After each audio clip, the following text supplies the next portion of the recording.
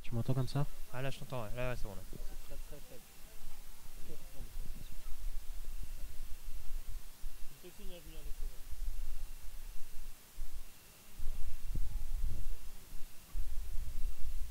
Bienvenue en direct de Saint-Olomone pour cette deuxième journée du championnat élite entre les Cougars de Saint-Olomone et le Flash de la Courneuve. Rencontre que vous pouvez donc suivre en retransmission commune entre Cougar TV et Flash TV. Exactement. En compagnie donc De Andy Belfort, oui, tout à fait, pour les Cougars. exactement, et donc moi-même Greg pour le Flash. Vous le voyez sans doute à l'écran, donc le coin toss va être effectué par Juan Pérez Canto, qui sera donc l'AP de cette rencontre et qui sera notamment assisté par Olivier Lebro, et je crois que Sébastien Plisson fait également partie de cette équipe d'arbitrage. Donc le Flash de la Courneuve qui gagne le toss, qui décide de reporter le choix en deuxième. Donc les Cougars qui recevront le ballon, qui joueront pour ce premier carton de droite à gauche sur votre écran, et le Flash donc de gauche à droite. Tout à fait. Alors on vous rappelle donc les forces en présence, je dirais, pour cette deuxième journée. Le Flash, donc vous l'avez suivi sur Flash TV, c'était imposé il y a 2 semaines contre les Molosses d'Asnières, victoire 34-12.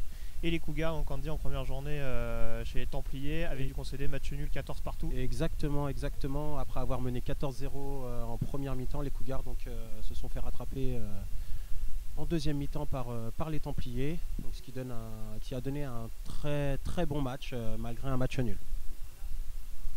Alors quelques petits absents à vous signaler sur cette rencontre, quelques absents notables, notamment tout d'abord sur l'attaque, on va dire, avec notamment côté Cougar, tu confirmes Andy l'absence du running back titulaire de Saint-Olomone. Exactement, donc l'absence du running back Kevin Moreau, le numéro 25 qui a scoré du coup au match dernier.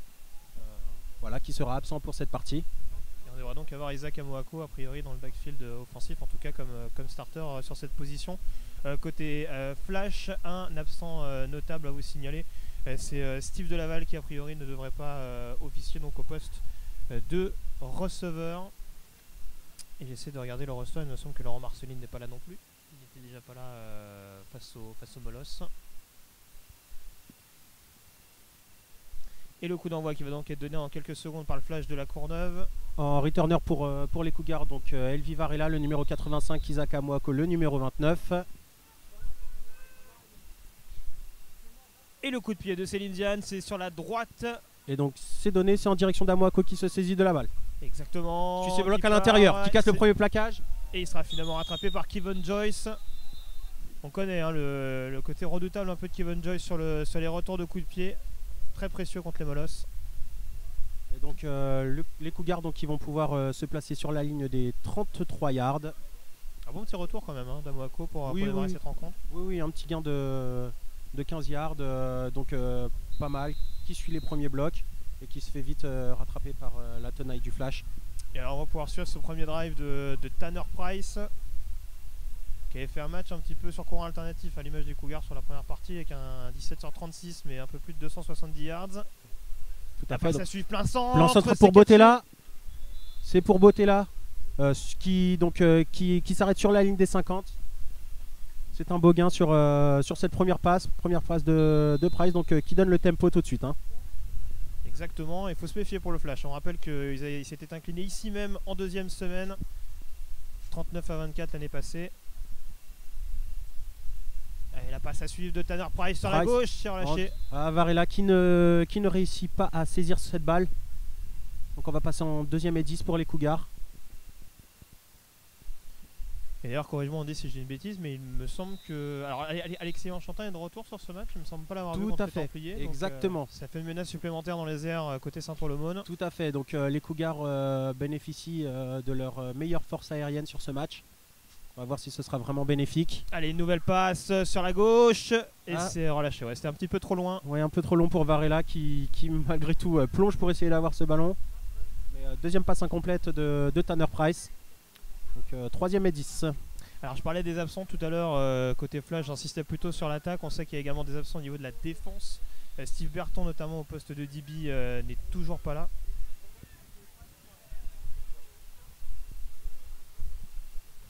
Donc c'est une nouvelle position de passe pour Price. Et la passe. Plan centre pour Bottella. Qui est bien rattrapé. Plaquage assez haut, hein, mais Oui. qui n'est pas sanctionné de la Et- part d'Archil Monet, je crois, numéro 9. C'est exact, oui, c'est ça. Donc Bottella qui permet une nouvelle fois à faire avancer son équipe. Voilà, 2 passes en direction de Bottella, 2 catchs. Il a l'air de bien rentrer dans son match. Et pour l'instant, ça joue vraiment dans les airs, hein. Côté Cougar de Saint-Ouen-l'Aumône. La passe à suivre pour Tanner Price. Finalement, il va courir et il a bien rattrapé. Voilà, sous pression, le quarterback des Cougars. Il me semble que c'était Bessala Niada. Alors je ne suis pas sûr qu'il y ait de gain sur ce jeu. Voilà. On va voir ça par rapport à où va se positionner l'arbitre, le juge de ligne. Mais alors, il me semble que on peut comptabiliser comme un sac puisqu'il était encore dans sa poche. Il avait amorcé une petite course, mais Ouais, mais il n'y a pas de gain sur ce jeu. Oui, je pense que c'est un sac, hein. Ah, allez cette fois-ci. là, et la course de Tanner Price C'est une feinte. qui contourne. Oui, superbe jeu de Price donc, qui feinte la remise sur son running back et qui s'échappe sur le côté droit. Voilà la défense du Flash qui a mordu un petit peu sur cette feinte, qui a permis à Price donc, de gagner quelques yards sur ce jeu. Voilà, c'était Cyril Ferreira qui était au plaquage. Donc les Cougars qui gagnent un petit peu de terrain. Ouais, on commence à se rapprocher dangereusement de la red zone Troisième du Flash. tentative. Allez, la passe Ah, pour l'enchantin qui est tout Super. seul. Oh, Oh, le beau plaquage là de Kevin Joyce. Oui, superbe plaquage, bon retour de la défense du Flash. Mais un bon gain quand même pour les Cougars. Oui, je pense qu'il doit y avoir un gain d'à peu près 5 yards sur ce jeu. Donc il me semble que les Cougars sont dans les 20 yards. Ouais. Hein. Alors Il on me va semble être, que les on Cougars va, sont on dans va les être 20 yards. honnête avec les amis qui nous regardent. On n'est pas le plus idéalement placé par rapport au terrain à ce niveau-là. Exactement. Donc excusez nos Oui, c'est ça, approximations sur les positions. Exactement, à ce niveau-là, ce sera pas très pratique. De ce côté-là. Oh, c'était à destination du numéro 5, je crois. C'est ça, David Rosette qui fait également son retour, qui n'était pas présent sur le premier match. Voilà, David Rosette qui ne réussit pas à saisir cette balle. Je n'ai pas vu le joueur du Flash qui a typé la balle, Greg. Il me semble que c'était le 17, je crois que c'était Arnaud Mboucha qui était dans le secteur et qui a légèrement déflecté le ballon. Voilà, qui a empêché Rosette de se saisir la balle. Donc c'est le petit frère Rosette, hein, le grand frère joue en défense lui, c'est le numéro 17. Allez, la passe qui est catchée, il me semble. C'est catché, oui, c'est catché par Varela. Voilà, première balle catchée pour Varela. Et il me semble qu'on est sur une quatrième. Ça y est, on est sur une quatrième, voilà, tout c'est à ça. fait, oui, le coach Mas qui fait rentrer son équipe de special team pour tenter le field goal. Donc le field goal qui va être tapé d'à peu près 15 yards, il me semble, à peu près. C'est Sébastien Torel qui s'en charge. Exactement, le numéro 41. Le long snap. C'était très à gauche. Et ça ne Et passe pas. ouais. C'est à gauche de la part de Torel. Bon bah premier drive on va dire intéressant on dit pour les Cougars mais malheureusement pas forcément concluant pour les locaux. Bah oui, tout à fait. Voilà. Price qui réussit à distribuer son ballon malgré 2-3 passes incomplètes. Mais le Flash qui réussit quand même à être assez agressif. Dès que le receveur se saisit de la balle, tout de suite le défenseur Flash est là pour le stopper. Donc voilà, c'est ce drive qui se termine par un field goal manqué. Bon. Alors position de départ qui n'est pas forcément la plus idéale pour le Flash de la Courneuve, situé dans sa red zone, ou en tout cas dans ses 20 yards. Et la passe à suivre de Paul Durand, sa destination de Doucouré, c'est et il rate cette balle. Oh là là là là là là. Il avait la end zone juste devant lui. Exactement. Il avait réussi à se séparer du 21, Benjamin Simon, son corner qui était en couverture man sur lui. Il lui avait pris 2 yards au moins. Et il était vraiment en position idéale. Si cette balle était catchée, c'était touchdown assuré, c'est sûr. Ouais, et on sait que c'est un match-up important, on dit, hein, parce que on sait que les Cougars au poste de DB, j'en comptais tout à l'heure très peu, notamment sur le roster. Exactement. Et contre les receveurs du Flash, même sans de Laval, ça peut avoir son importance. Effectivement, on a toujours Doucouré qui est extrêmement dangereux. D'ailleurs, Torel a été remplacé DB, hein, parce qu'il était running back, il me semble, à une époque. Tout à fait. Voilà, il a pris le poste de free safety, strong safety selon le jeu appelé. Mais voilà, il a trouvé sa place en safety. pas plus mal. Allez, c'est une course de Marcus Shaw qui a bien pris l'espace, qui contourne sur la droite et qui va aller chercher le first down près des 40. Voilà, Carl Tembo qui finalement le pousse en touche. Mais voilà, un très très gros gain de la place de Shaw sur cette course extérieure, cette course sur la droite. Voilà, le flash très performant hein, sur le jeu de course. Hein, c'est vraiment voilà, d'année en année, c'est vraiment une valeur sûre pour le flash. Avec des coureurs très très performants. Exactement, et surtout ce qu'on voyait contre les Molosses, c'est vraiment, j'insiste là-dessus, mais c'est vraiment, on a la sensation que dès que Shaw a un petit peu d'espace, il a encore prouvé sur ce jeu, dès qu'il a un petit gap qui lui est offert, il est vraiment capable de faire la différence et d'aller chercher au moins une bonne vingtaine de yards. Ça a été le cas sur ce jeu. Tout à fait. Après, faut vraiment aussi saluer le travail de la ligne du flash qui est très très athlétique et très mobile. Ça, c'est vraiment très impressionnant. En équipe de France, il n'y a pas beaucoup d'équipes qui ont, dans le championnat de France, pardon, il n'y a pas beaucoup d'équipes qui ont cette possibilité. Je pense aux Black Panthers qui ont un jeu de course très très performant. Mais le Flash fait vraiment partie du top 3 des équipes françaises avec un jeu de course vraiment très très très très impressionnant. Alors vous venez de voir, donc un flag a été lancé pour un faux départ, il me semble, côté Flash de la Courneuve. Exactement, donc on recule de 5. Oui. Et pour une première et 15. Près des, on doit être sur les 35 à peu près du Flash de la Courneuve.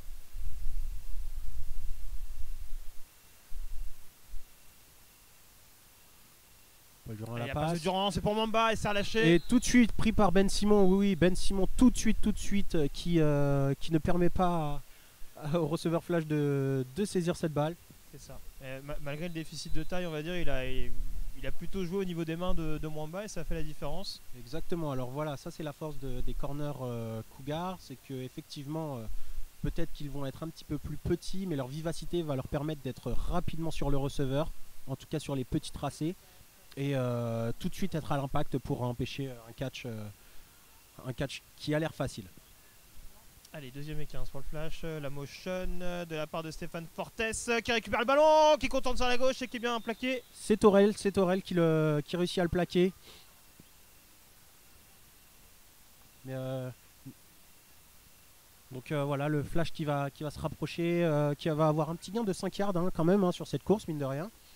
Un gain de 5 yards. C'est ça, ils vont quasiment revenir au point de départ, je dirais, de ce drive, avant que ce soit plombé par le faux départ. Alors donc ce sera une 3ème et 10 hein, sur ce jeu. Toujours Paul Durand à la manœuvre. Hein. Attention, hein, et un faux départ je crois que c'est Stéphane Fortes qui a été pris par la patrouille, si on peut dire ainsi. Et ça fait déjà 2 flags pour le Flash sur cette phase offensive. Je reviens sur la patrouille. Greg, effectivement, hein, l'équipe de l'AP, hein, Pérez Canto, est très très très à l'œil sur les matchs. Vraiment, il laisse pas beaucoup de fautes passer. C'est vraiment un plaisir d'avoir des arbitres. En l'occurrence, il s'est replacé très vite avant que le snap ne soit lancé, mais bon, à partir du moment où le défenseur a également initié le déplacement, le mouvement, c'est sanctionné. Et encore un flag. Encore un flag. Et apparemment, c'est une nouvelle fois un false start. Hein. Une nouvelle fois un faux départ de la place du Flash. C'est Moustapha Chena, le centre, qui est cette fois-ci sanctionné. False start d'un centre, c'est très très rare. Hein. Ah, il veut feinter, on sait qu'il y a de la menace sur la D-line des Cougars. Oui, avec Cougars, notamment, on n'en a pas parlé, mais Tim Willman qui a fait notamment une grosse première mi-temps contre les Templiers avec 2 sacs et demi, je crois. Exactement. Suivi de Raphaël Demarty qui a 2 sacs aussi sur le match, le 53, le DN de l'autre côté. La défense, la ligne défensive des Cougars est très très physique, très rapide. Donc, avec notamment Mouton et Lafou également qu'il faut surveiller sur l'intérieur. Exactement. Attention, la pression. Oh, c'est typé par Willman. Et voilà, on en parlait juste à l'instant. C'est typé par Willman qui manque l'interception d'un cheveu. Voilà. Grosse action de la part de la D-line des Cougars. Donc je pense que c'était un petit peu... j'ai l'impression qu'ils sont rentrés assez facilement quand même hein, sur ce jeu, la D-line Cougar. Alors est-ce que c'était pour une screen pass éventuelle? Ou en tout cas, voilà, ça force le Flash à punter. C'est ça. Et on paye des erreurs cash côté Flash avec ce ballon relâché par Doucouré alors que le TD était quasiment assuré. Et puis derrière, cette succession de flags. Voilà. Donc Varela qui ne retourne pas la balle. Valait mieux parce qu'on a vu que Kevin Joyce, quand il plaquait, il faisait pas semblant. Et il est encore là en position de gunner pour surveiller un éventuel retour. Et on va donc repartir sur les 32, 27. Ouais, 27. Oui, on est mieux placé de ce côté-là du terrain. Donc oui. Au niveau de l'emplacement, on va être nickel. Donc le deuxième drive offensif des Cougars, après le premier qui avait donc emmené Saint-Ouen-l'Aumône dans la red zone Courneuvienne. Et on a avec une première phase offensive qui avait été quasiment exclusivement à la passe, en tout cas avec Tanner Price aux commandes. Exact, une seule petite course et du quarterback. Exactement.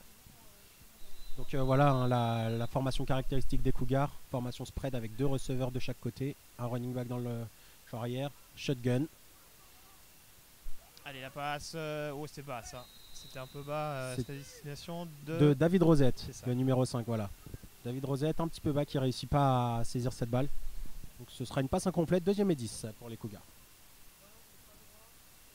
Voilà, le conduit par Tanner Price. On l'a pas signalé, hein. je parlais de Boireau qui était absent, de Berton qui était absent, on a le retour de Michael Boireau notamment au niveau du backfield défensif côté flash. Allez, la course. Amoako qui prend l'extérieur bien. Course d'ailleurs sur la droite. Ah oui, c'est un bon gain hein, sur cette belle course. Donc voilà, les receveurs qui ont bien fait leur boulot, qui ont bien bossé, bien bloqué pour leurs coureurs. Il y aura un gain de 9 yards hein, sur ce jeu quand même. Donc ce sera une 3e tentative pour les Cougars. Et 2 petits yards à grappiller encore pour respirer le first down. Est-ce qu'ils vont tenter la course de Price éventuellement? Non, c'est la course d'Amoako qui essaye de forcer à l'intérieur. Ouais, c'était la grosse lutte avec Julien Daumont notamment au sol. Je ne pense pas qu'il ait gagné la première. Je ne pense pas. Hein. Non, je ne pense pas. Mais alors on a dit qu'une 4e, apparemment la première n'est pas faite, mais il n'y a pas de changement de personnel. Si ça y est, ça commence à arriver. Si. Le coach Mas ne va pas tenter de jouer la 4e. Hein. Un peu, à ce niveau-là, c'était un petit peu risqué. Exact, on est à moins de 40 yards de sa end zone dans son propre camp. Donc oui, c'est un petit peu risqué. Donc Michael Serre va botter. Hein. Alors, par contre, il y a un peu de retard là au niveau du personnel flash, que Michael Doucouré est un peu arrivé en urgence au poste de returner. Oh là là, c'est une fake. Torel qui prend l'intérieur. Par Sébastien Torel. Oh, superbe jeu de la part des Cougars. Hein. Cette feinte de punt envoyée directement à Torel, qui gagne la première et qui gagne beaucoup de terrain. Parce que effectivement la défense flash a été prise par surprise. Hein. Bah, en tout cas, alors j'ai pas vu sur le premier rideau qui a sans doute été piégé par la phase des Cougars, mais alors c'est vrai que derrière c'était un petit peu au dernier moment. Et c'est vraiment passé plein centre hein, pour Sébastien Torel. Ah oui. Et puis il se fait plaquer sur les 34. Donc bon. Allez, Price sur la gauche. Sur l'Enchantin. Quel dommage pour les Cougars. Ballon relâché par l'Enchantin. Et oui, une 2e fois. 2e balle du match facile à catcher qui aurait permis de gagner pas mal de terrain. Et cette fois-ci, c'est le Cougar. C'est l'Enchantin hein, qui réussit pas à capter cette balle. C'est une passe incomplète. Allez, on va repartir donc sur une 2e et 10. On est donc tout près des 30 yards flash. Une nouvelle fois, Price à la passe. C'est pour l'Enchantin dans le slot. Cette fois-ci, c'est capté. Hein. Et il est plaqué par Archie Monet. Donc il va y avoir un petit gain hein, sur ce jeu.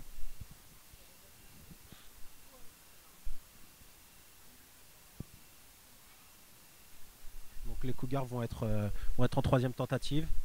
Alors qu'on est à 5 minutes de la fin du premier quart-temps. Et toujours donc ce score de 0-0. Avec des drives assez longs quand même, notamment côté Cougar. Temps mort arbitre. Ce premier carton qui est assez animé, hein. Pas de score, mais voilà, ça complète, c'est agressif des deux côtés. C'est un match assez plaisant, à part les quelques fautes, mais ce sont des fautes de faux départ côté flash. Oui, et puis même les drops, les ballons sont dans les mains et voilà. Ah oui, il n'y a pas beaucoup de balles. Ça joue assez rapidement et de manière assez propre globalement. Price qui s'échappe. Ouais, grosse pression.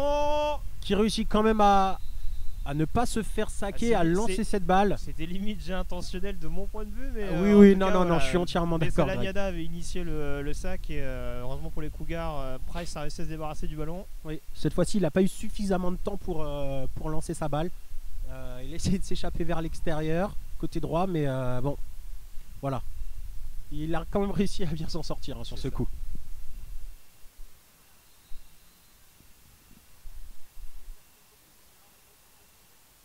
D'ailleurs, je parlais de Willman tout à l'heure avec ses 2 sacs et demi. On rappelle que Lanyada, il me semble que c'est 2 sacs sur le premier match, sans compter les 3 de Samuel Norca. C'est ce que j'allais dire. J'allais dire que le flash est pas mal non plus en termes de pression sur la ligne. Bon, c'est pour Amoako sur la petite swing. Il prend l'extérieur. Et il rentre dans la end zone. Oui, c'est touchdown. C'est Isaac Amoako qui est parti donc sur l'aile gauche. Tout à fait, la petite swing sur le côté, pas suivi, ou du moins pas assez vite. Et effectivement, tout de suite, c'est le boulevard. Un bon bloc du receveur et c'est le boulevard. Et voilà. Après un premier drive très intéressant mais non conclu par les Cougars. Un deuxième drive qui sourit avec notamment donc ce fake punt qui a aussi fait la différence. Ah, clairement, je pense que c'est le jeu clé de ce drive. Ce fake punt qui a permis aux Cougars de gagner 40 yards. Alors la conversion à 2 points. Oh, c'était vers Rosette, vers David Rosette, et malheureusement il ne réussit pas à saisir cette balle. C'est dommage. Donc on va en rester sur ce...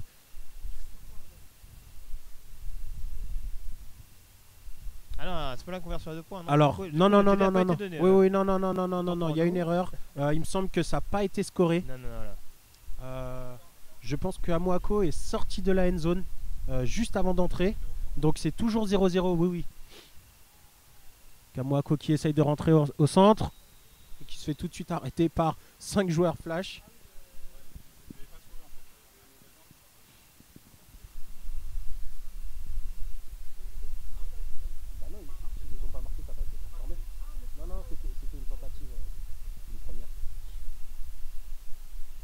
Donc là on est sur une troisième. Comme on vous l'avait dit, effectivement on n'a pas le meilleur angle pour voir le bord de la touche. En plus il s'est bien caché là-bas dans le coin de la côté exactement gauche. Là où on ne pouvait pas le voir. Donc voilà, il semblerait qu'il soit sorti juste avant d'entrer dans la end zone. Donc là en tout cas on est sur une troisième. Après ce ballon relâché par Rosette et cette course qui ne termine pas dans le but.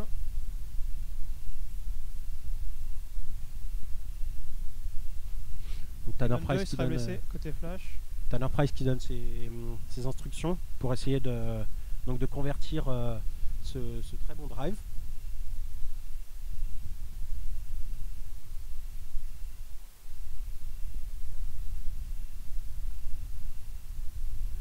Donc là la balle est sur les 7 yards.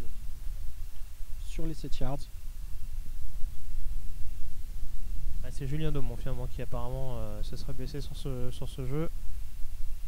Ah, j'avais pas vu qu'il y avait un blessé côté flash. Ça reste une perte importante pour la Courneuve si ça dure on va dire. Et on va repartir donc côté Cougar, troisième et goal.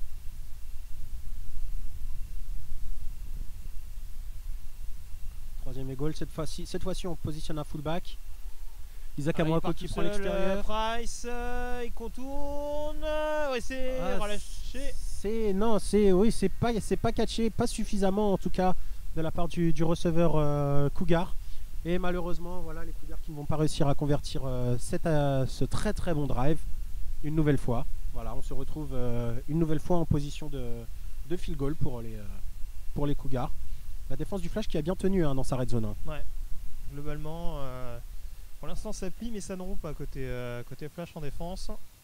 Exactement. Bon, Septorel qui va botter cette balle. Et cette fois-ci ça passe. Donc du coup les Cougars qui vont mener 3-0 dans ce premier quart-temps toujours. Voilà, tu le disais, c'est quand même assez mérité. Après ces deux premiers drives offensifs des Cougars, on attend peut-être une réaction du Flash à présent après ce premier faux drive, on va dire, surtout marqué par les flags. Exact, oui, ça a été vraiment pollué parce qu'en soi, le flash réussit à progresser, à gagner du terrain. Et par la course, on l'a vu par Marcus Shaw et par Paul Durand qui réussit à bien délivrer ses balles à droite, à gauche. Malheureusement, oui, ces fautes, ça pardonne pas. Hein. Faux départ. Alors on vous rappelle que cette rencontre n'est bien sûr pas la seule de la deuxième journée du championnat élite. Journée qui a commencé hier sur le terrain des Molosses d'Asnières avec le succès des Agniérois face aux Templiers 31-17 je crois. Exactement. 31-14. 94. 31-14. Je me trompais sur le score des Templiers.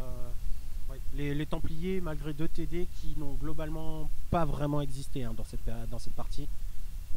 Avec notamment des débuts de match compliqués. On parlait du 14-0 en première mi-temps contre les Cougars. Ils ont quand même été rapidement menés 19-0. Ouais. Donc c'est clair que si les Templiers ne commencent les rencontres qu'en deuxième quart-temps, ça va être compliqué cette saison. Effectivement, oui. Mais je pense voilà, ce sont quelques réglages à faire de la part du head coach des Templiers pour que son équipe soit tout de suite dans le match. Puis bon, il faut quand même dire que les Molosses ont été vraiment performants. Hein. Les Molosses ont vraiment délivré une belle partie. Donc oui, ils étaient supérieurs, ils méritaient largement de gagner sur ce match. Alors on va voir Jefferson Alexandre, c'est ça au coup de pied. Exactement, voilà, qui va la botter. Il a l'habitude de la taper relativement loin. Et alors là-bas, il me semble apercevoir Marcus Shaw et Brandon Minin, je crois numéro 20. Non, c'est Michael Doucouré, pardon. C'est le 22. Donc effectivement, Jeff Alexandre qui la met sur le côté. C'est Doucouré qui l'a. Sur la gauche. Qui casse des plaquages et qui finit par se faire plaquer donc sur la ligne des 22 à peu près, voilà, 22 yards. Plaqué apparemment par Mathieu Julienne.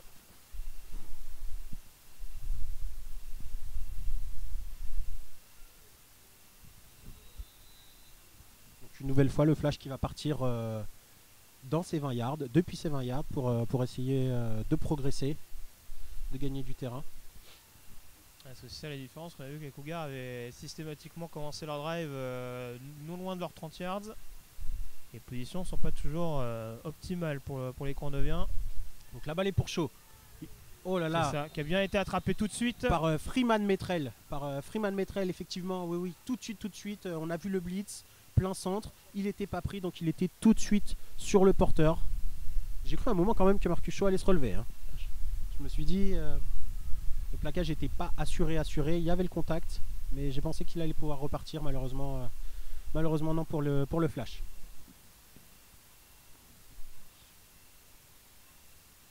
Paul Durand qui donne ses instructions. On va partir sur une triple droite côté la Courneuve. Avec notamment Mwamba, Boiron et le superbe côté droit.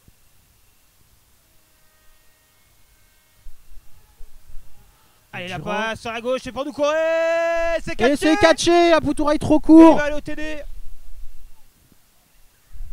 C'est exactement le même call que tout à l'heure sur le ballon relâché par Doucouré. Mais de l'autre côté. Exactement. Voilà.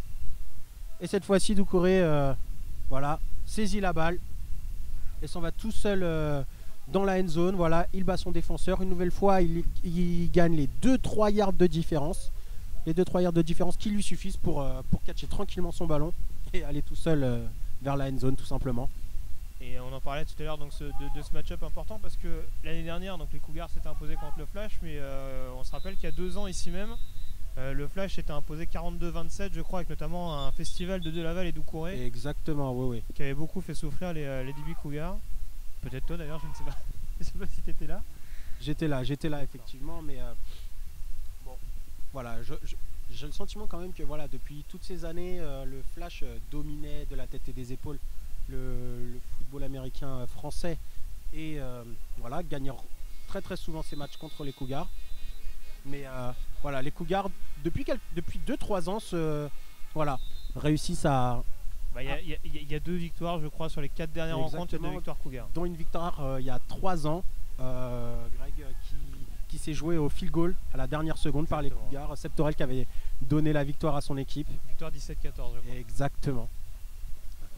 Bon, ce PAT est transformé. Donc le Flash qui va passer devant au score. C'est Limizan qui a réussi la conversion à 1 point donc pour permettre au Flash de mener 7-3 à quelques secondes de la fin de ce premier quart-temps.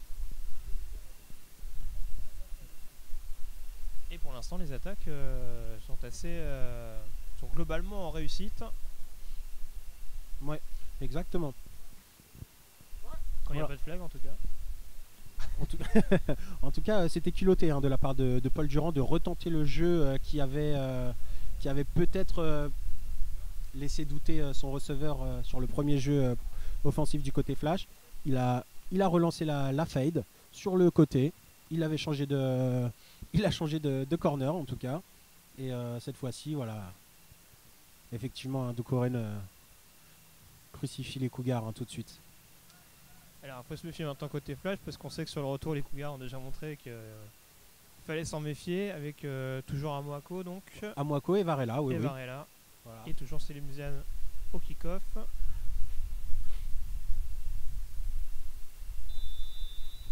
Alors le flash qui est en position. Allez, le coup de pied de la part de Selimzian. C'est tapé côté Amoako. C'est côté gauche, ouais, vers Amoako. Il l'a, mais il attention est à loin. Kevin Joyce. Et c'est bien plaqué par Florent Cajazo. Oui, ça c'est bien. C'était bien tapé. La balle était tapée assez loin. C'est pour ça que cette fois-ci les Cougars ne peuvent pas remonter très très haut la balle. Ouais, il y avait un petit comité d'accueil là en l'occurrence. Effectivement, oui. Parce que je voyais Joyce, j'avais pas vu les deux autres fous furieux qui étaient à côté. Mais en tout cas, première idée pour les Cougars. On est situé sur les 17. Sur les 17, c'est ça. Dans le coin de Saint-Ouen-l'Aumône. Sur les 17, un petit peu côté gauche, sur les H marques de gauche. Donc Tanner Price qui va essayer de relancer la machine. Voilà. Là, ça va être vraiment intéressant de voir la réaction Cougar, voir s'ils se sentent plutôt assommés par ce touchdown ou s'ils vont vraiment pouvoir. Alors la passe sur la gauche. Cette fois-ci, c'est Varela. Cette fois-ci, c'était la fade sur Varela. Ouais, il a bien été gêné par Michael Boireau. Tout à fait, le temps de faire le tour de son défenseur. Varela, malgré qu'il soit extrêmement rapide, n'a pas pu avoir le temps nécessaire pour pouvoir aller chercher cette balle. Michael Boireau qui joue plutôt corner. On a vu sur ce jeu le blitz de Kevin Joyce notamment qui a un petit peu précipité la passe de Price. Oui, ça a gêné l'ajustement. Ça a gêné un petit peu l'ajustement de la ligne des Cougars. On a vu que il y a généralement donc le D-end qui est pris par le tackle gauche des Cougars, Soutenard. Cette fois-ci, il y a eu un changement d'alignement. Voilà, repasser le bonhomme à son garde pour pouvoir lui prendre le blitz, mais effectivement, oui, ça a bloqué Price. D'accord. Il y a eu un temps mort pris par les Cougars. Par les Cougars, d'accord.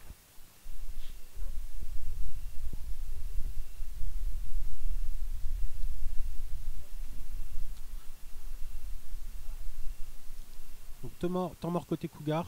Voilà. Price qui fait la mise au point avec son équipe. Voilà, peut-être quelques ajustements. Alors juste j'en profite avant que les deux équipes reviennent. Donc je parlais de la rencontre d'hier entre les Molosses et les Templiers. Autre rencontre cet après-midi entre les Black Panthers et les Dauphins du côté de Nice, me semble-t-il. On essaiera de vous tenir informé donc concernant l'évolution de ce résultat que vous pouvez bien entendu suivre sur Dauphin TV et Panthers TV également en parallèle. Le Argos Centurion a été reporté pour cause de terrain impraticable. Donc les Cougars en formation trips à droite. Price une nouvelle fois sous pression pression là-dessus, mais il a bien trouvé Amoako. Oh là là là là là là là là là. Oh, c'est ouais. Ah oui, Amoako oui qui il a reste pris au un sol. gros choc, Ah oui ouais. oui. Oh, il est sonné. Il y a eu un impact au niveau des cervicales notamment. Je crois que c'est Arnaud Mboucha. Ouais, c'est ça, ouais, c'est le numéro. Et il reste sur le terrain, Amoako. Non, il sort. Ouais, donc Je pense que c'est plus ça. Je pense remettre un petit peu. oui, de reprendre un petit peu ses Le esprits. choc Donc, était quand même intense. C'était juste devant nous. exact. Donc remplacé par le numéro 37 David Belaïch. Allez, la passe sur le côté gauche et c'est relâché. C'est pour Botella et la passe n'est pas catchée. Ah, il y a un petit flag au niveau du quarterback. Ouais. Il me semble que Un roughing apparemment. Ouais, c'est un roughing the passer. De la part du 99, c'est Jérôme Benamou.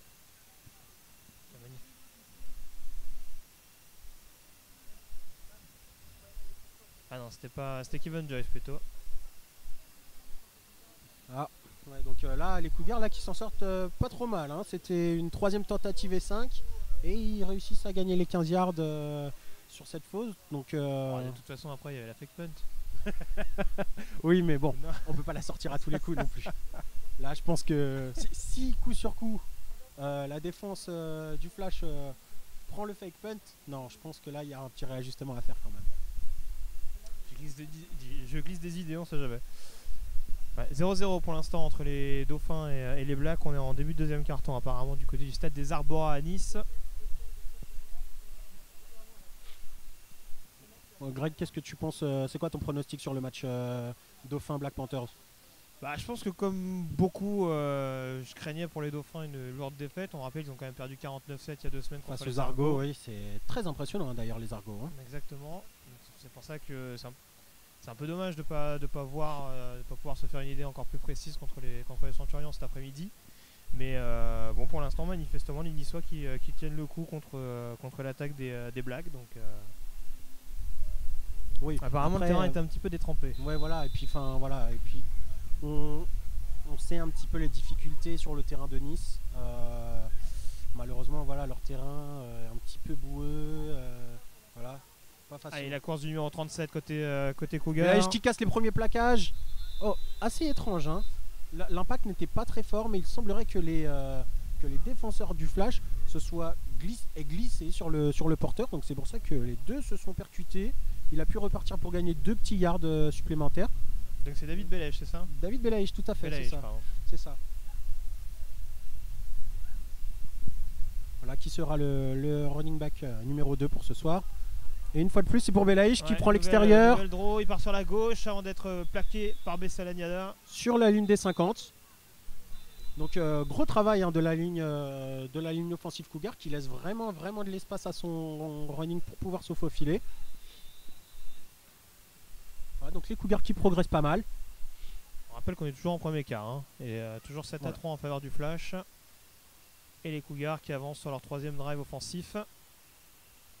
Et ça est passé cette fois-ci. La passe sur la droite. Il est tout seul. Il relâche. Oh là là. Et une nouvelle fois Rosette qui relâche cette balle.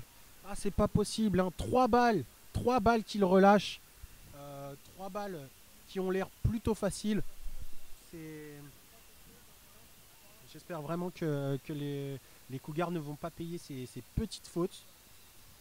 Ces petites fautes de main. Parce que vraiment, là, si cette balle était catchée, comme pour Doucouré sur la première action du match, c'était touchdown. Hein. Exactement, ouais. Il y a un petit peu d'approximation, on va dire, au niveau Donc, price pour Varela. De la réception. Varela qui arrive quand même à catcher ce ballon avant d'être plaqué par Kevin Joyce. En termes de plaquage, il est quand même impressionnant. Ah oui. Joyce, hein. Ah oui, non, c'est agressif. Voilà, on sent qu'il est là, il est présent. Il le fait sentir à ses adversaires en tout cas. Exactement. Bon, il y a quand même du terrain qui a été gagné par Varela puisqu'il y a first down pour les Cougars. Ah oui, ils ont gagné les 10 yards. Il a été plaqué pile poil sur la ligne des 40.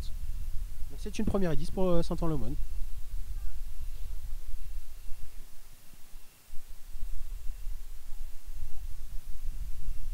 Allez, c'est parti. La passe plein centre. Une nouvelle fois pour Varela.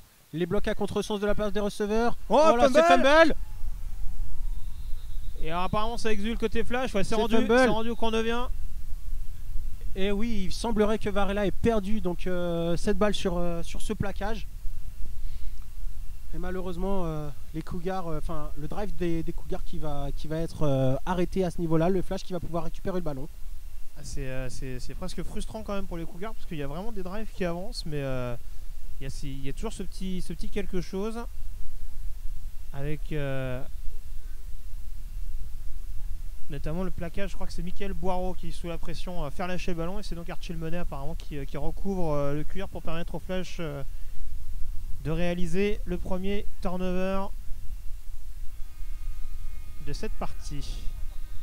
Faux départ encore. Oh, et encore un faux départ de la part du Flash. Je pense que le coach, le head coach du Flash doit vraiment être frustré. Là, c'est le 4e false start. Ça commence vraiment à polluer le déroulement de son attaque. Hein. C'est vraiment dommage. On entre dans la dernière minute hein, de ce premier quart-temps. Et ça s'est rempli mine de rien hein, dans les tribunes de Saint-Ouen-l'Aumône, au stade Escutari.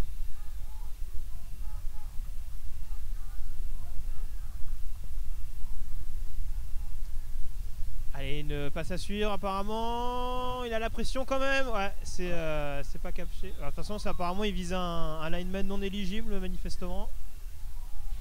Oui, donc je pense que ce sera compté comme une passe incomplète. Hein. Ouais. Là aussi, c'était presque intentionnel pour le coup, mais bon. J'ai le sentiment vraiment que Durand a cherché à se débarrasser de cette balle. Voilà, donc pour moi, il visait plus le sol qu'autre chose. Voilà. Donc passe incomplète. Hein. Deuxième tentative. 10 yards à parcourir pour le flash. Je rappelle le score, donc les Cougars qui sont menés chez eux donc, sur le score de 3-7. Donc un field goal de Torel pour les Cougars. Exactement. Et le flash qui réplique avec un TD de Doucouré à la réception. Exactement, au moins 80 yards, hein, il me semble.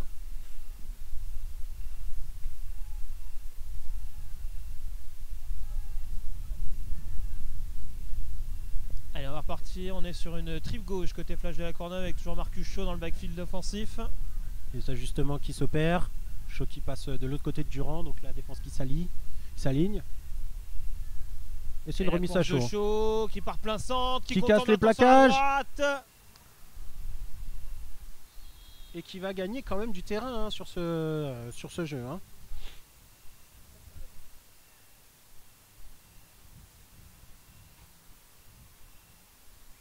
Je suis pas sûr qu'il y ait first down sur ce coup-là. Non, il n'y a pas first down, il y a un petit gain. On sera sur une troisième et... Sur une troisième et 7 à peu près. Troisième et 7, ouais. Ah oui, non, mais j'ai vraiment une mauvaise vision là. Ah, ça fait quelques yards quand même. Allez, on y va donc pour cette troisième et 7 côté la Courneuve.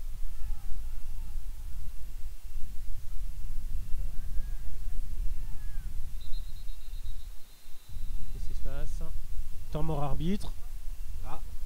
Temps mort arbitre qui cherche apparemment à aligner le temps. Donc il semblerait que voilà le carton. Ah oui, c'est la fin du premier quart, oui d'accord, oui. Ok, donc nous voilà pour le... On va entrer dans le deuxième carton de ce Cougar Flash, donc 7-3 en faveur du Flash de la Courneuve. Et ça nous arrange parce qu'ils vont revenir vers nous.